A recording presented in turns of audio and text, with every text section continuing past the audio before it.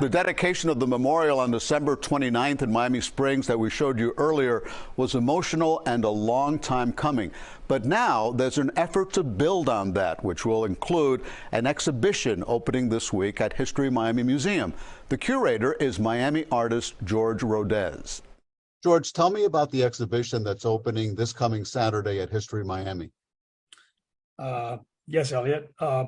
We have an exhibition where we have given 12 artists the story of Eastern Flight 401, the nature of its crash, and the history behind it.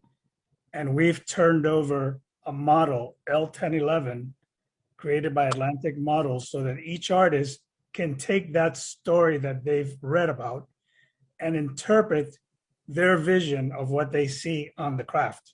Now, all of these are 1/52nd scale models of L1011s, and each artist has intervened the aircraft with a unique and delicate story to tell behind each creation. Now, you chose 12 model airplanes, as you say, and 12 artists. What went into your decision-making process when you chose these 12 artists?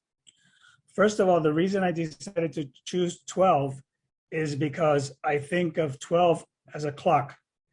And then I'm looking at the time, 11:42 p.m., which is when the actual plane crashed into the Everglades. Its wing clipped the Everglades, and that's when it started to cartwheel and fall apart and disintegrate.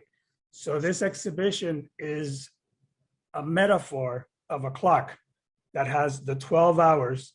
And it's my way of pinpointing the time that the crash hit the Everglades.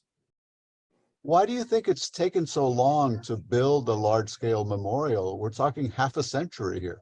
I think it's taken so long because of course, because of all the reasons that Benny just gave us, which are very valid and legitimate. And then also, I feel that to a certain degree, and this is a personal opinion, that due to the fact that Eastern Airline also went under shortly thereafter, there was no backbone to create this situation where they can raise the funds, because the airline wasn't there also to represent the people that had lost and the people that survived. So that, in essence, kind of created the loss of that foundation. And these people were basically on their own trying to raise their money. And now this is what we're trying to attempt, is to raise awareness, to bring people's attention back to an accident that happened 50 years ago, and to see if we can finally get people's attention to see if we can raise the funds to finally build this memorial. My understanding is you need approximately $1.3 million. How do you expect to raise that money? We really don't know at this point, to be honest with you. We are just taking it one step at a time. This is an ongoing and growing effort in raising this money.